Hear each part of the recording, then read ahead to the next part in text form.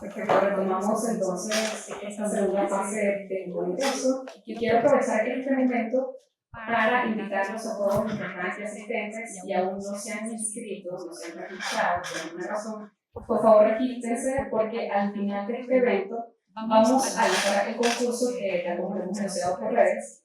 Va a haber un ganador de una beca por el curso de arbitraje comercial internacional de la Escuela de Arbitraje Latinoamericana de Arbanza. Es una importante oportunidad para todos aquellos que estén interesados en el mundo del arbitraje. Entonces, los invito a inscribirse y para aquellos que aún no están presentes y que nos están viendo por YouTube en este momento, también inscríbanse para que puedan participar en este concurso. Dicho eso, continuaremos con la segunda mesa del día de hoy, titulada Medidas cautelares, cómo se garantiza la ejecución del laudo. Así se titula. El moderador de este panel será Mario Variola, vicepresidente de Asuntos Internacionales de la OAS, árbitro doméstico e internacional en instituciones como el Centro Empresarial de Conciliación y Arbitraje CERCA, el Centro IRECO de Uruguay y el Centro de Solución de Conflictos de Panamá. Además, Mario ha sido director general de la Sociedad Venezolana de Derecho Mercantil, SODEM, y profesor en programas de posgrado de Derecho Mercantil, tanto en la Universidad Católica de Bello y en la UCB. Adelante, Mario, te habla. Muchísimas gracias, Lepe. Muchísimas gracias a todos los asistentes, a quienes nos ven de manera remota.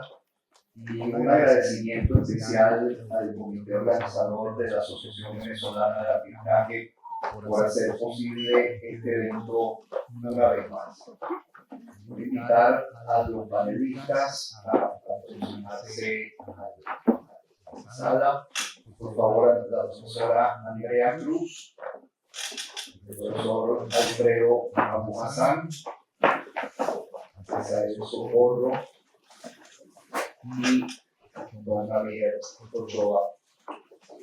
Van a ser los ponentes que hoy van a conversar con nosotros sobre las medidas cautelares a 27 años de la ley de promoción de la ley de arbitraje comercial. Hace 27 años, cuando se promulgó la ley de arbitraje comercial, era una idea bastante hostil pensar que un árbitro pudiera dictar medidas cautelares. Inclusive, se pensaba que no se podían dictar medidas cautelares por parte de los árbitros. Eso no era en absoluto una facultad de un decisor arbitral. Y no es una particularidad de nuestro país. Italia, por ejemplo, hasta hace año y medio, tenía una prohibición expresa en la ley a los árbitros de dictar medidas cautelares. Es decir, que no es un sentimiento común, no es un sentimiento, una percepción, sino que realmente hay una hostilidad, una cierta hostilidad superada, gracias a Dios, en que los árbitros puedan dictar medidas cautelares. Vamos a ver en este panel cómo esa hostilidad ha sido superada e inclusive se desarrolla en tres aspectos esenciales, como lo denomino yo: las medidas que se solicitan ante el propio tribunal arbitral, las medidas que se solicitan ante un tribunal de emergencia y finalmente las medidas que se solicitan ante el Poder Judicial, ante la justicia estatal, antes del comienzo de un arbitraje. Javier, como profesor de la Universidad Central, ya después de haber escrito un libro que habla sobre los principios del derecho internacional privado, ¿nos podrías dar tu análisis, tu escaneo, tu percepción en cuanto a la evolución que ha tenido la figura de la cautela en el arbitraje en Venezuela, que nos podría contar. Gracias. Bueno, más que hablar, creo yo, de la evolución, que podría ser aburrido, me gustaría simplemente enviar la pregunta de Coco, responder a la pregunta, mejor dicho, ¿cuál es el estado actual, digamos, del régimen de tutela cautelar en el arbitraje 27 años después de la vigencia de la paz? Y mi respuesta al respecto es categórica, rotunda. El estado es magnífico y muy favorable al arbitraje. Yo, en ese sentido, también, de algún modo, me gustaría compartir aquí una pregunta que a mí me hacen de algún modo muy frecuente, y con eso quizás me adelanto un poco a la mesa 5.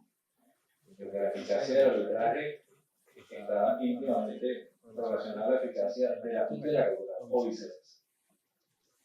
No es poco frecuente en mi caso que me pregunten cuando yo le digo a algunos colegas o clientes que yo me dedico en alguna medida a arbitraje, bueno, y eso realmente funciona, eso se aplica, tiene en este país eficacia. Y a veces se sorprende con la respuesta de sí, mucha eficacia, muy eficaz, funciona mucho. Yo diría que es hasta rápido y furioso.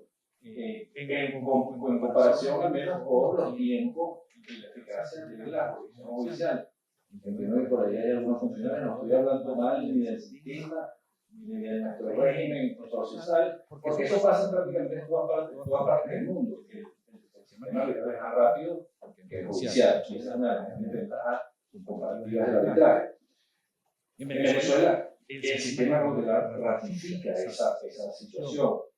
Y esa condición de eficacia del arbitraje. Nosotros tenemos, digamos, desde el punto de vista normativo, un esquema bastante favorable, donde no queda duda alguna de la potestad del árbitro, menos en el contexto arbitral, de dictar medidas cautelares. Incluso la ley, siguiendo el modelo arbitral, es bastante parca. Yo diría que es deliberadamente parca, es decir, las medidas cautelares que el árbitro considere necesarias. Es decir, y los reglamentos son bastante parcos también en cuanto a la fijación de estándares. No hay dudas de la potestad del árbitro, no hay dudas tampoco desde el punto de vista de la jurisprudencia, particularmente académica que lo ratifica y lo apuntala. Entonces, eso ya nos da un panorama bastante favorable. ¿Cuáles son, vista esa amplitud, cuáles son los requisitos, los estándares de procedencia de las medidas cautelares? Sería otra pregunta que vale la pena hacerse. La ley no nos da, que a propósito, no nos da como sugerí antes, los reglamentos de nuestros centros tampoco lo hacen. Sin embargo, pues existe una práctica y una condición en la cultura arbitral de que al menos deben cumplirse los dos extremos básicos generales de la tutela cautelar, que son el sumo iuris y el perfectum honor. Muchos árbitros se van un poco más allá y creo yo que con razón, algunos en vez de hacerlo lo hacen, colocan, realizan un análisis más fácil de su jurisdicción o de la validez, existencia del acuerdo arbitral antes de dictar la medida cautelar. Otros incluso van aún más allá y tratan de aplicar las prácticas internacionales que hacen el balance de proporcionalidad de la medida, en el sentido de que, bueno, que el daño que se pueda ocasionar con la medida sea menor del daño que se pudiera ocasionar si no se dicta la medida. Pero fundamentalmente, y además así también lo sugiere a nivel de son el sumo iuris y el perfectum honor, los árbitros no están atados al catálogo de medida del Código de Procedimiento Civil, tiene una libertad y una flexibilidad. ¿Cómo se ejecutan? Finalmente, yo hablo muy breve para que tengamos espacio de preguntas y respuestas y que podamos hacer algo, digamos, más dinámico. ¿Cómo se ejecutan? Nuestro sistema también parece ser bastante, digamos, favorable en la regla y también en la práctica. Digamos, el artículo 28 establece la colaboración. Nuestro sistema, a diferencia de los que siguieron la versión de la Ley Modelo Ciudad de 2006 no tiene unas causales de denegación de las medidas cautelares. El juez, en cooperación con el Tribunal Arbitral, el juez judicial, bueno, está cooperando, ¿no? Realmente no tiene, parece que no tiene jurisdicción para decidir oposición, debe decidir el Tribunal Arbitral. El régimen de la Ley Modelo Ciudad de 2006 sí tiene unas causales de denegación de nosotros, cosa que yo creo que es favorable a la eficacia del poder arbitral del área. Y lo que aquí sí de pronto vale la pena señalar es que el artículo 28 ordena que la cooperación se haga a través de juez de primera instancia. Pero sin embargo, nosotros tenemos los tribunales ejecutores que son los municipios, ejecutores de medidas. Uno podría ir a juez de primera instancia eventualmente, y que juez de primera instancia comisione, pero eso se corre el riesgo allí de que el factor sorpresa de la medida se pierda.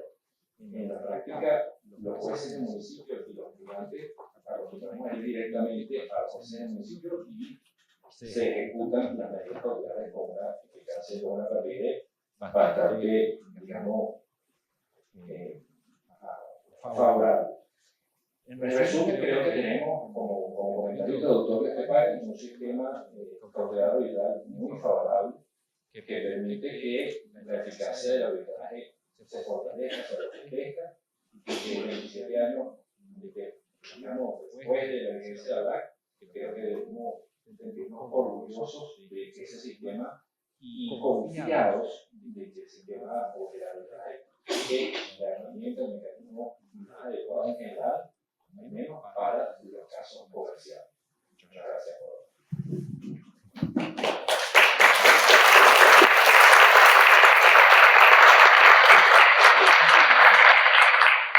Muchísimas gracias, don Javier. Entonces, vamos aterrizando un poco el tema. Decimos que sí es posible la tutela cautelar dentro de un arbitraje. Esa es una discusión que pareciera superada. Decimos que puede ser en 3 momentos, como fijamos hace unos minutos. Puede ser ante el tribunal arbitral, ante un árbitro de emergencia o la más discutida ante los tribunales estatales. Y Javier, dentro de la firmeza con que aporta su argumento, establece también una distinción que es entre el decreto y la ejecución de la medida cautelar. Una cosa es el decreto, el hacer una medida, decretar una medida que no tenemos duda, lo puede hacer un árbitro.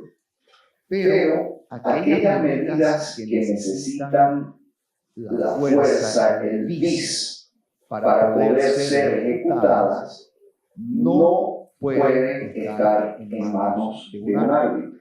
Un árbitro jamás va a poder practicar un embargo. Un árbitro jamás va a poder practicar un secuestro. Pero hay otras medidas, sobre todo las medidas de no hacer, que también pueden ser medidas cautelares, que sí pueden comenzar y terminar en sede arbitral. Y cuando hablamos de ejecución forzosa de las medidas, viene una serie de comentarios importantísimos, porque ahí requerimos del apoyo del Poder Judicial, de la justicia estatal. Don Asael Socorro, cuéntanos un poco cuáles han sido tus experiencias que has podido ver en la materia de ejecución, ya no el decreto, sino la ejecución de las medidas. Bueno, muchísimas gracias por la invitación. Si bien un poco el libro de los compañeros del profesor Javier, creo que no hay duda de que evidentemente la potestad de los árbitros para las medidas cautelares siempre ha sido muy favorable. Pero desde una perspectiva de la ejecución, creo que es importante, como bien adelantó Mario, dividir entre las medidas cautelares compulsivas con las no compulsivas. Aquellas compulsivas son las que requieren de esa fuerza o ese poder coercitivo del Estado para poder ejecutarla, el embargo preventivo, una medida de secuestro, que ahí la tarea, un poco lo que hablaron en la primera mesa, es una tarea de identificación de los bienes patrimoniales del demandado. Pero el problema viene en estas medidas cautelares que no requieren el poder coercitivo del Estado, que pareciera ser que, bueno, el propio tribunal arbitral pudiese oficiar directamente a los registros mercantiles, a los registros inmobiliarios o a la ciudadana, en el caso del congelamiento de cuentas, a los efectos de que se pueda ejecutar esa medida que no requiere del poder del Estado. Entonces, este tema, con las medidas no compulsivas, siempre ha sido de alguna forma una barrera histórica. ¿Por qué? Bueno, bajo mi criterio, creo que hay una falta de cultura arbitral, y no estoy hablando del Poder Judicial que hay unos representantes, sino de estos otros entes, dígase la ley, la SUDEBAN, o incluso un tercero, para no dejar sin efecto una asamblea de socios, que no requiere del Poder Coercitivo del Estado, un tercero que no se le aplique o que no entre en el ámbito de aplicación del convenio arbitral. Entonces, creo que dentro de todo este hilo conductor positivo, en cuanto a las medidas cautelares y todo lo que se ha superado, creo que este es un gran obstáculo actual. Porque en la práctica, en arbitraje que hemos tenido en los distintos centros, muchas veces hemos oficiado directamente una posición en la privada al registro inmobiliario, pero actualmente tenemos esa traba. Ustedes están aceptando directamente un oficio emanado del tribunal arbitral por quizás una falta de cultura arbitral o desconocimiento de la Constitución o de arbitraje comercial. Entonces tenemos que siempre acudir, independientemente de requerir el poder coercitivo del Estado o no, a los tribunales. Entonces eso obra en contra del pilar fundamental del arbitraje, como es la celeridad. ¿Cómo se soluciona esto? Bueno, charlas con los centros de arbitraje, no solamente en las alcaldías, que se han hecho muchas oportunidades en las universidades, bueno, sino directamente al SAREN, directamente a la ciudadana, invitar las consultorías jurídicas de esos agentes a este tipo de eventos.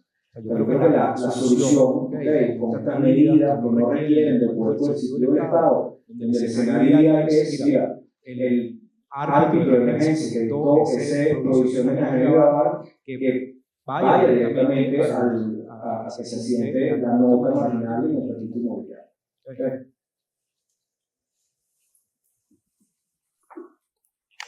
Muchísimas gracias, Asael. No por falta de educación, sino porque así fue acordado expresamente.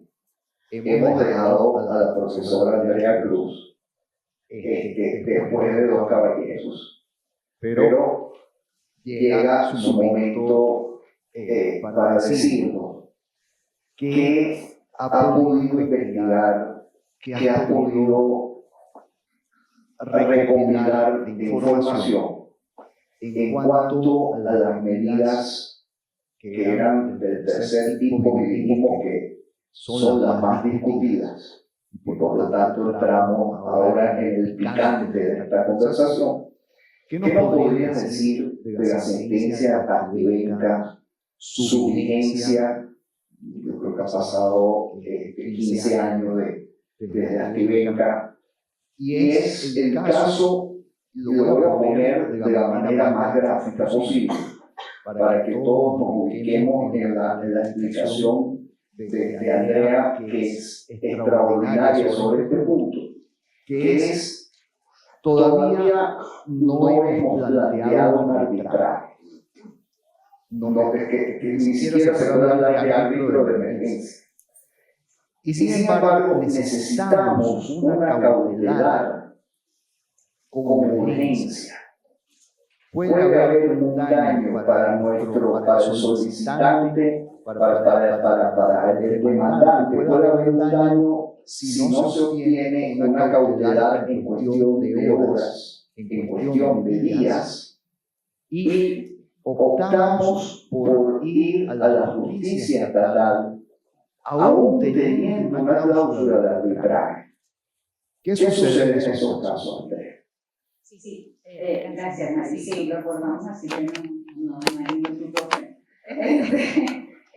Con respecto a la sentencia de Tiberio, que obviamente sabemos que es una sentencia súper importante a nivel de temas de arbitraje en Venezuela, y que ya han pasado 15 años de ella, yo sigo pensando que es una gran sentencia, pero hay cosas que podemos conversar sobre ella.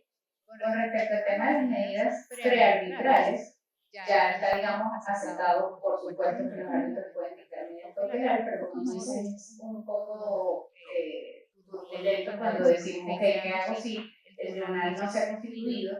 Tengo la posibilidad de ir a un arbitraje de emergencia o un árbitro de emergencia para dictar una medida, pero aún así voy ante la jurisdicción ordinaria a solicitar mi medida. Lo que dice la sentencia de Stivenga es que ir o acudir a la jurisdicción ordinaria cuando yo tengo un acuerdo arbitral para solicitar una medida no implica una renuncia de esa jurisdicción arbitral, ¿no? Entonces, ¿por qué o de dónde viene esta afirmación?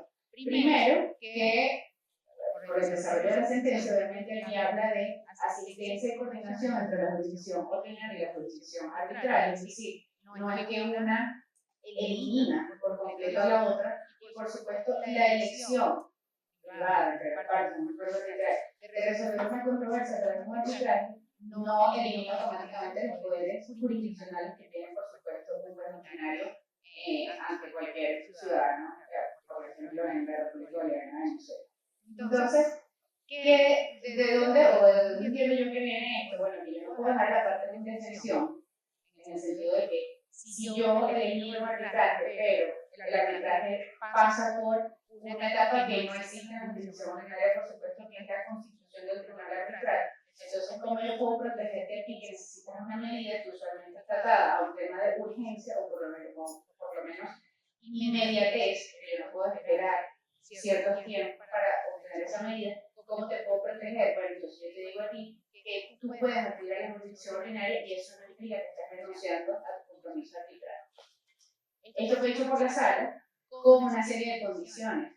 ¿Cuáles fueron esas condiciones? Bueno, si tú tienes un arbitraje institucional, en principio tú deberías acudir, si ese reglamento de ese centro de arbitraje tiene previsto que se nombre árbitros de emergencia para dictar medidas, en principio tú no pudieses acudir a la jurisdicción ordinaria. Pero aquí vengo yo y lo voy a empezar a poner picante a la conversación porque yo digo, bueno, sí, pero entonces en principio la autonomía de la voluntad de las partes te dice que porque no puedo elegir, que aunque exista esa posibilidad, yo igual quiero ir a la jurisdicción ordinaria. Si las partes están de acuerdo, las partes que suscriben la cláusula, yo no veo por qué no. Primero, no hay ninguna norma de orden público que diga que no se puede. Y segundo, si uno revisa, por ejemplo, el arbitraje comercial, el reglamento de la ICC de arbitraje, siempre hablan de que la jurisdicción ordinaria conserva sus poderes a nivel de medidas cautelares, aunque exista un acuerdo arbitral. Entonces, si el acuerdo arbitral además prevé la posibilidad de que tú puedas solicitar, como dice la norma del reglamento de la ICC, una medida cautelar ante cualquier autoridad judicial competente, entonces yo no vería por qué no. Pero claro, hay que siempre destacar que la sentencia de Stivenga, pues si hace la mención a que si el reglamento tiene la posibilidad de nombrar un árbitro de emergencia, pues tú no deberías en principio permitir que esa parte solicite una medida cautelar ante un juez ordinario. El otro punto a destacar es que existe una serie de condiciones a cumplir en estos temas de las medidas prearbitrales ante un juez ordinario.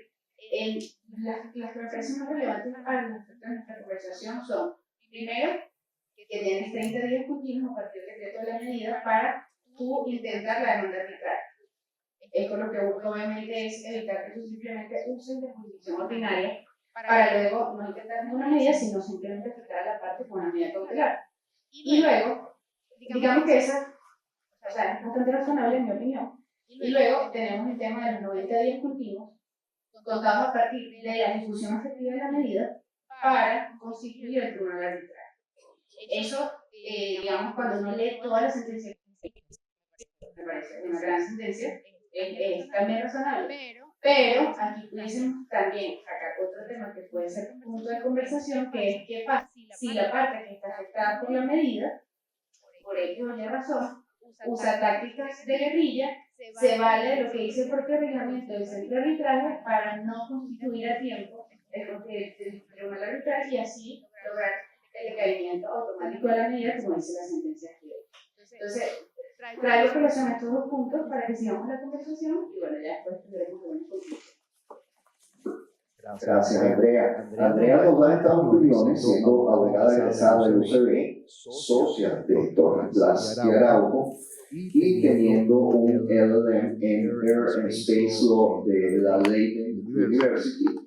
Y se nota en tu razonamiento que eres profesora de contrato y garantías del UCB, porque dice, si no hay ninguna norma de orden público que lo prohíba, quiere decir que está permitido. Y ese es exactamente el principio del derecho civil. Lo que no está expresamente prohibido está permitido. Doctora González, usted y yo somos los litigosaurios de este panel. No sé si tú llegaste a ir a Pajaritos cuando no se hacía cola, pero porque era a punta de empujones. Pero creo que sí. Cuéntanos desde ese doble sombrero, litigante, árbitro, que además sabemos que hace unos meses fuiste incorporado como miembro del Chartered Institute of Arbitrators y te has apasionado mucho con el arbitraje. Cuéntanos qué pasa con las cautelares desde ese doble foco de luz que está sobre el escenario. Muchas gracias, profesor Bayona. A ver, sí, en efecto, yo estoy prestado al arbitraje, porque básicamente me considero procesalista, ¿ok? Y indudablemente el mundo arbitral es apasionante y por eso, digamos, comparto con los panelistas que sí son destacados arbitralistas, ¿ok? Mi participación aquí. Sí, en efecto. Y un poco retomando lo que había iniciado, digamos, la idea disruptiva que había iniciado la profesora Cruz, el tema de medidas prearbitrales tomadas en sede judicial, es decir, por tribunales judiciales. Esto no es un tema, digamos, es disruptivo quizás entre nosotros por un tema de cómo hemos venido evolucionando en esa materia.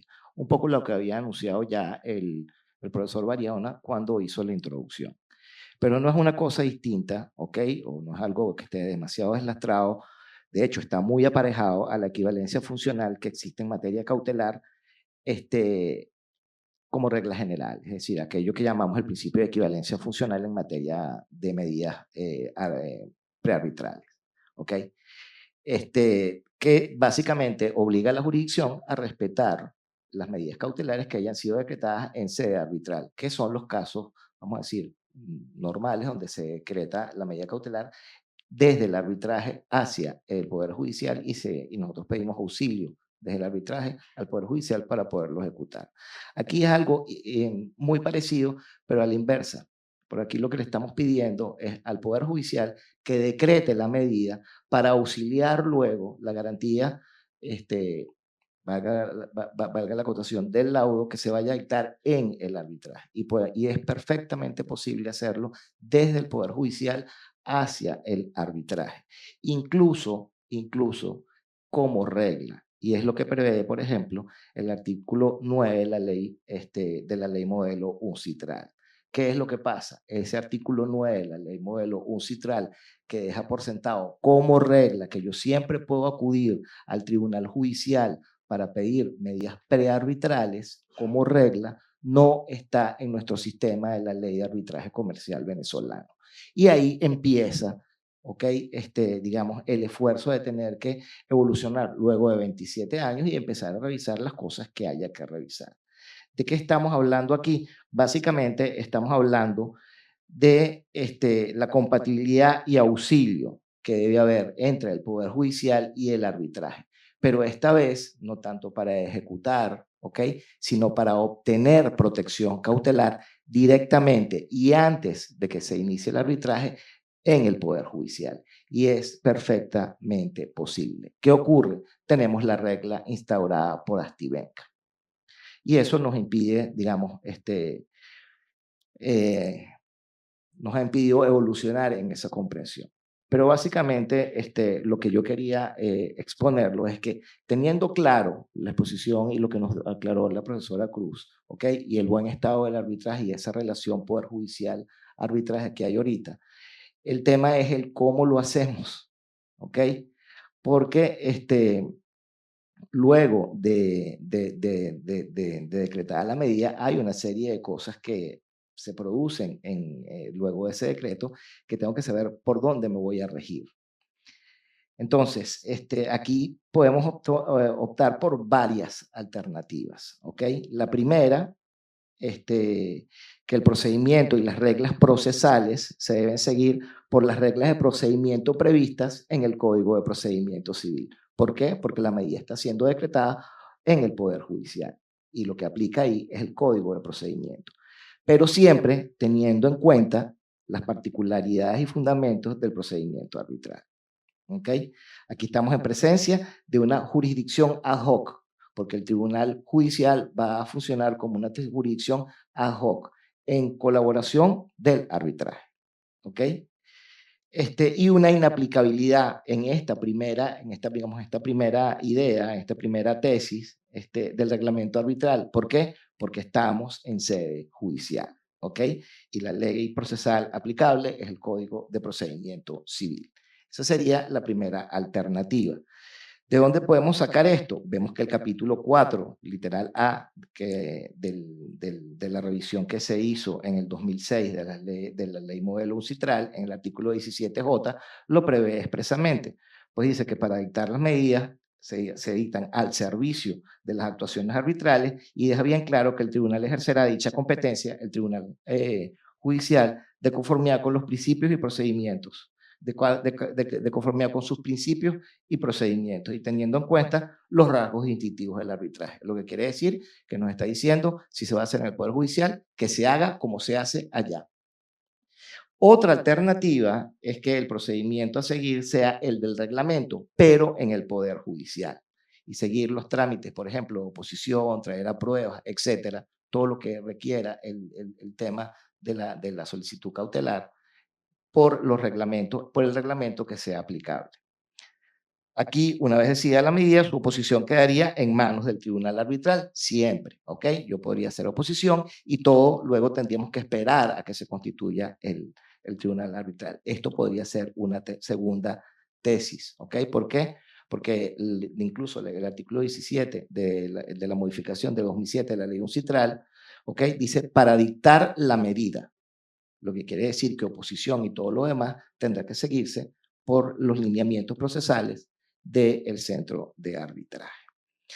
Luego, ¿qué pasaría con los recursos? Bueno, aquí también podríamos optar por dos tesis. La primera posición sería sostener que la decisión dictada en medida cautelar no tiene recursos. ¿Por qué? Porque es la regla a tener en cuenta. ¿Por qué? Porque es arbitraje.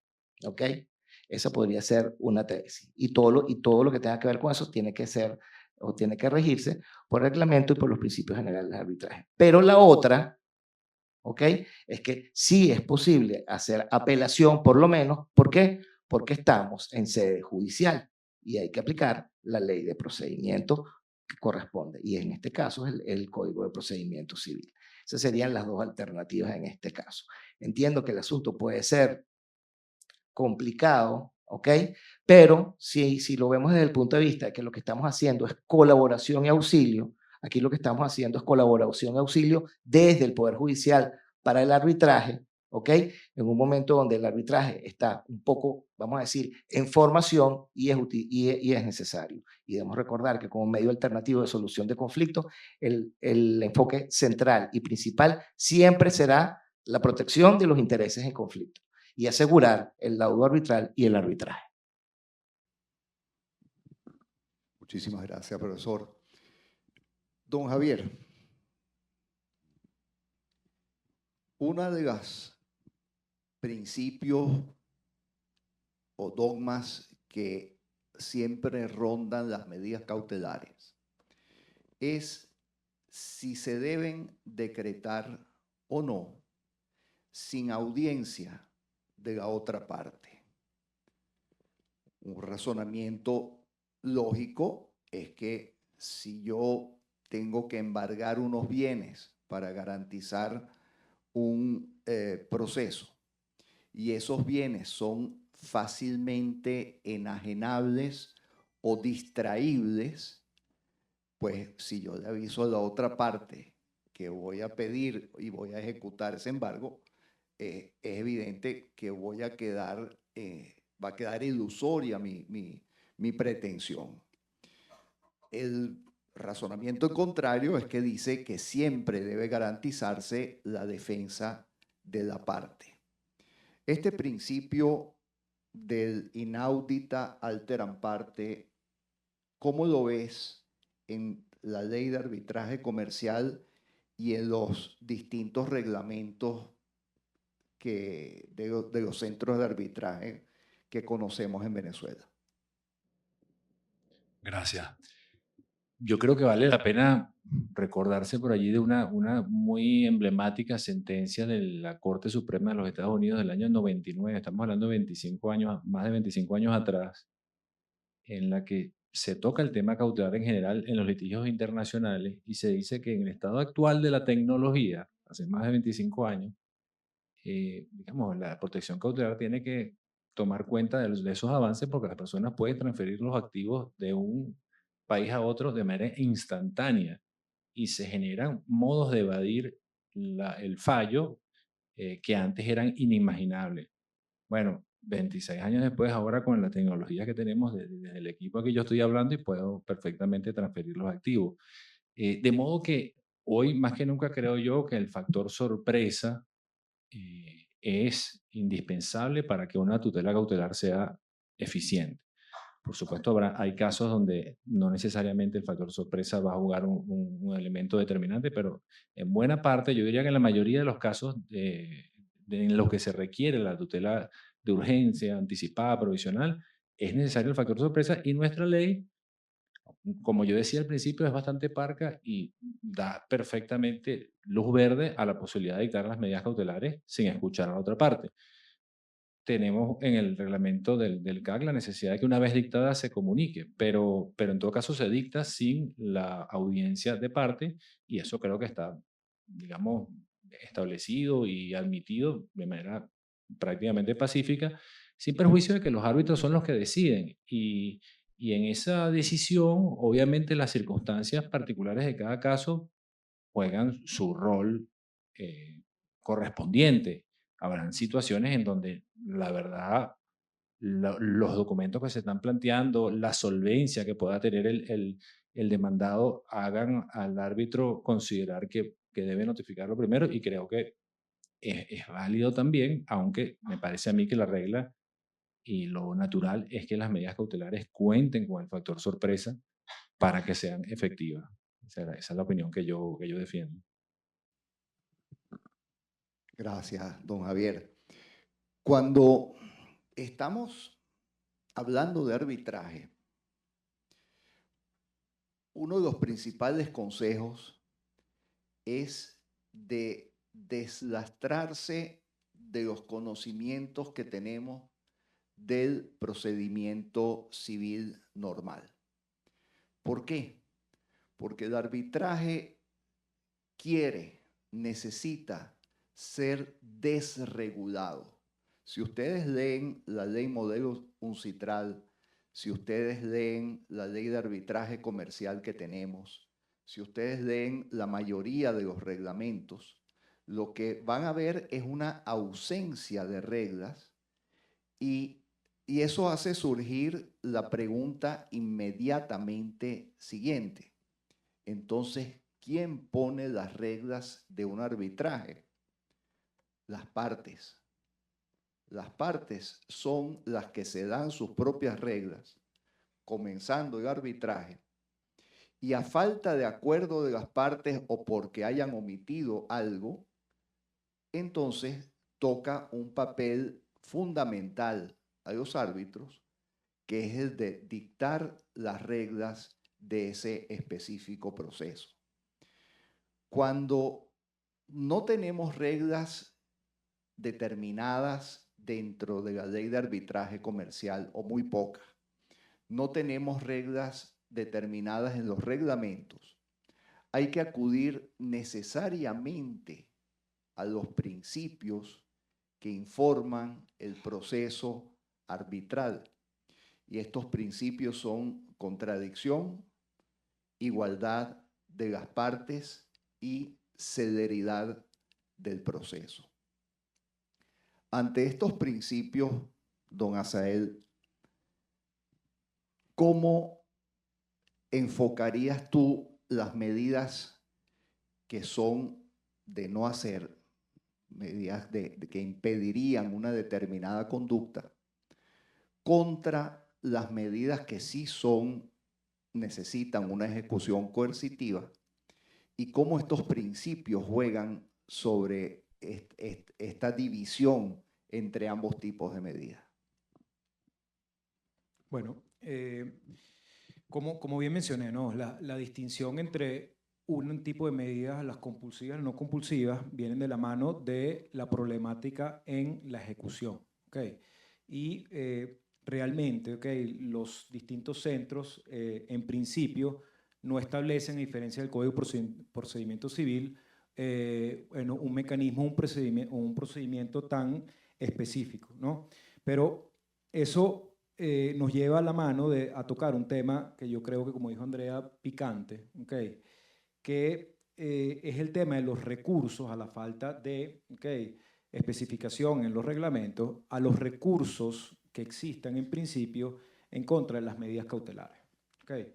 Entonces, ya aquí no estamos hablando de ese supuesto que tocaron Alfredo y Andrea, de esas medidas cautelares prearbitrales. ¿Okay? Ya estamos hablando de aquel supuesto donde un árbitro de emergencia dicta una medida cautelar, bien sea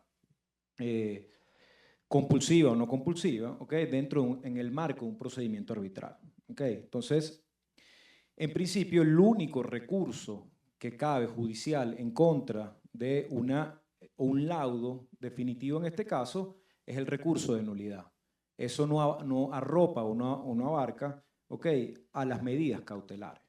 ¿Por qué? Porque, bueno, en principio se respeta el principio de la autonomía de la voluntad de las partes, de someterse al procedimiento arbitral, que expresamente no tiene ese carácter de doble instancia, lo establece en principio el artículo 27, donde no se admitirán incidencias, pero, y además, como segundo punto, bueno, eso lo que genera, evidentemente, bueno, es más retrasos en la ejecución de la medida en este caso. Entonces, ¿cuáles son las opciones que tienen las partes o la parte descontenta del decreto, una medida cautelar? Bueno, en principio, el árbitro de emergencia o el tribunal arbitral constituido puede revocarla, puede modificarla, puede suspenderla, ¿no? En los dos reglamentos que tenemos aquí de la Cámara de Caracas y del SETCA establecen respectivamente un plazo para oponernos, incluso el de la Cámara de Caracas, un plazo de articulación probatoria. Ahora, ratificada esa medida cautelar, la pregunta es, y entrando de repente un tema un poco polémico, es si es suficiente. Si la parte descontenta se siente satisfecha, las garantías procesales mínimas con únicamente el procedimiento de oposición de los dos centros. ¿Por qué? Porque, bueno, tenemos casos recientes de amparos constitucionales donde un juez superior revocó una medida cautelar, caso Carroferta, y eso fue ratificado por la Sala Constitucional, y en principio lo que buscamos es, bueno, evitar el uso y abuso de los recursos judiciales, evidentemente cuando no proceden, cuando no hay una violación flagrante de las garantías procesales. Entonces, tocando el tema polémico, bueno, es necesario modificar la ley de arbitraje comercial y incorporar una apelación de un árbitro, del árbitro de emergencia, la decisión del árbitro de emergencia. Dejo ese debate para la mesa de la eficacia, ¿no? La última mesa. O extendemos, ¿okay?, el ámbito de aplicación de, o esa regla que habló el profesor Abu Hassan, que se extienda la nulidad, el recurso de nulidad a las medidas cautelares también. ¿Okay? Evidentemente, y muchas veces a lo largo de todos los congresos siempre hemos dicho, en principio yo soy partidario de eso, que no debemos modificar la ley de arbitraje comercial por distintas razones, contextos de todo tipo, pero hay que de repente buscar la fórmula, ¿no?, para que peligrosamente no se abra, ¿okay?, esa puerta de los recursos y los amparos, como el caso reciente que comenté de Carroferta. Gracias, profesor. Andrea, tú haciendo este equilibrio entre Astivenca, lo que has expuesto, lo que nos comentó el profesor Abu Hassan, ¿traerías alguna novedad, alguna innovación a la ley de arbitraje comercial? ¿Harías alguna propuesta en este sentido? ¿La dejarías como está y que sean los principios, por ejemplo, aquí el principio pro arbitraje, en el sentido que yo puedo pedir una medida a la justicia estatal y después de pedirlo entro a la justicia arbitral? ¿Qué aportarías o qué criticarías tú que podría suceder en una eventual reforma? Bueno, yo creo que es un arma de doble filo, porque como decía aquí el profesor Abu Hassan, el hecho de que no exista una mención expresa que se pueden solicitar las medidas prearbitrales ante la sede judicial, siempre va a abrir una discusión de si eso es posible o no es posible, lo cual obviamente se pudiese solucionar si eso estuviese claro. Sin embargo, también coincido con Asael, es delicado reformar la ley de arbitraje comercial, primero porque ha funcionado y es la realidad, y segundo porque estos temas, y el tema del principio pro arbitraje, pues es como que, porque yo voy a querer agregar una mención expresa que yo puedo acudir a la jurisdicción ordinaria si yo soy pro arbitraje. Entonces, yo voltearía un poco más la mirada a los principios, como estábamos hablando. El principio de autonomía de la voluntad de las partes siempre me va a dar la posibilidad de acudir a los tribunales ordinarios a solicitar una medida cautelar prearbitral, porque no es algo que estamos inventando aquí, no estamos descubriendo la fórmula del agua tibia, esto está en la ley modelo, dice que eso no implica renuncia al acuerdo arbitral, está también el reglamento de la ICC, ha sido ratificado en tribunales en el extranjero, entonces no hay nada nuevo en decir que yo puedo solicitar la medida y que eso no implica la renuncia al acuerdo arbitral. No necesariamente lo tiene que decir la ley para hacerlo, sino que simplemente no está prohibido. Y finalmente voltearía más la mirada a los reglamentos de los centros de arbitraje. No considero que estén mal. Yo estoy en la lista de árbitros y me encanta que me nombren árbitro de urgencia, pero quizás ver si los lapsos que están establecidos en los dos reglamentos se pudiesen abreviar de algún modo, porque queramos o no, a pesar de que el arbitraje como medio de resolución de conflicto, y lo decía el profesor Ochoa, es súper expedito y eso le da una gran ventaja frente a la jurisdicción ordinaria. Lo cierto es que en la jurisdicción ordinaria tú vas hoy, pides una medida y puede que mañana esté decretada. Entonces, el tema de los lapsos, que quizás los vemos como necesarios en la sede arbitral para constituir el tribunal de emergencia, pagar los honorarios, etcétera, y que se dicte la medida, pueden resultar quizás a veces muy largos para la urgencia real que tiene la parte que necesita esa medida prearbitral. Entonces, no sé si esa sería la solución, pero me parece como que una consideración para dejarlo a la reflexión y que luego pueda considerarse.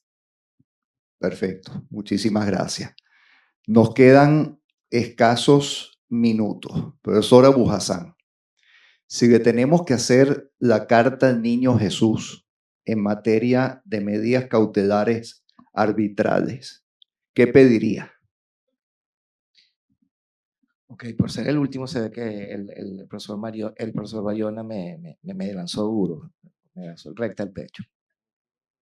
Sí, a ver, Yo creo que no tenemos que hacer nada muy diferente a lo que hemos venido haciendo hasta ahorita. Yo creo que si hay una cosa de la que podemos estar muy orgullosos, bueno, ustedes, los mejores arbitralistas, que son los que están presentes aquí, este, respecto a nosotros los procesalistas, que ya, digamos, somos de más vieja data, ¿ok? Es que han desarrollado la función jurisdiccional por orden espontáneo de una manera muy eficiente, cumpliendo básicamente los principios del derecho procesal y que el área específica de procedimientos requieren para, digamos, haber obtenido la madurez y la eficiencia que tenemos. Por eso creo que estas cosas que la profesora Cruz dijo que eran picantes, sí, hay que revisarlas. Pero yo creo que, como bien anotó el profesor Bariona y don Asael, y teniendo en cuenta, digamos que ahorita estamos en un ambiente muy pro-arbitral, como lo destacó el profesor Ochoa, yo creo que no tenemos que hacer nada muy diferente. Yo creo que vamos por buen camino y creo que todas estas cosas, digamos, delicadas o disruptivas, es posible hacerlas simplemente replanteando asuntos básicos y partiendo de los principios generales. ¿Ok? Creo que se puede hacer. Creo que tenemos, digamos, una instrucción clara en la ley modelo, en el artículo 9, que simplemente digamos, facilita la posibilidad de medidas cautelares y el tema de recursos o no, ¿ok? Yo creo que la jurisdicción arbitral se ha mantenido muy, digamos, muy estable, ¿ok? Siendo recelosa a lo que es el principio de eficiencia y, digamos, a que el laudo sea la única decisión que se produce, en el caso de las medidas cautelares, que sea esa la que se produce y no abrir recursos. Pero si acudimos a la vía judicial, no le tenemos que tener miedo porque la jurisdicción arbitral lo ha hecho suficientemente bien, ¿ok? Como para reconocer que el Poder Judicial puede ser un auxilio muy importante a la hora de tener una urgencia, ¿ok?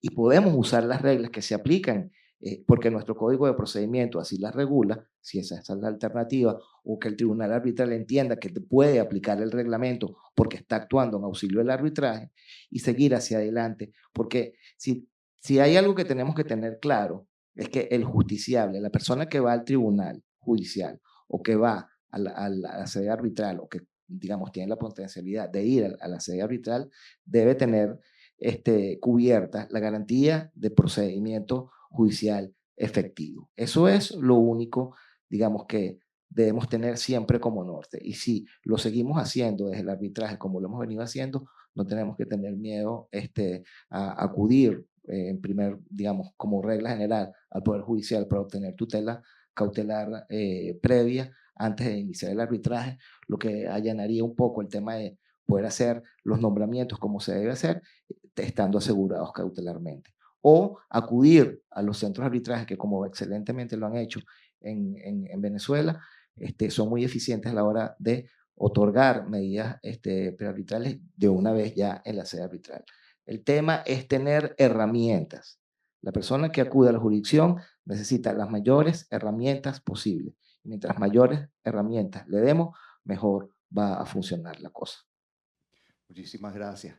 Rodrigo Colmenares, que es abogado egresado de la Universidad Metropolitana, miembro del escritorio Ágora Abogados y miembro joven de nuestro consejo directivo de la Asociación Venezolana de Arbitraje, como vocal por los estudiantes, hará la redactoría de nuestra mesa. Adelante, Rodrigo. Bueno, buenos días para todos a nuestros invitados y asistentes, distinguidos panelistas, muchas gracias por su intervención. Como si no fuese ya difícil hacer una relatoría de este panel, que tiene una vara muy alta por el lenguaje técnico que implica, por razones de tiempo trataré de ser lo más breve posible para dar un resumen de lo que ha sido este panel, sin sacrificar la calidad de las ponencias de nuestros panelistas. Me robo en primer lugar una idea del doctor Javier Ochoa, y es que esta mesa sin duda alguna forma parte crucial de lo que se decidirá al final de este congreso, que es la eficacia del arbitraje.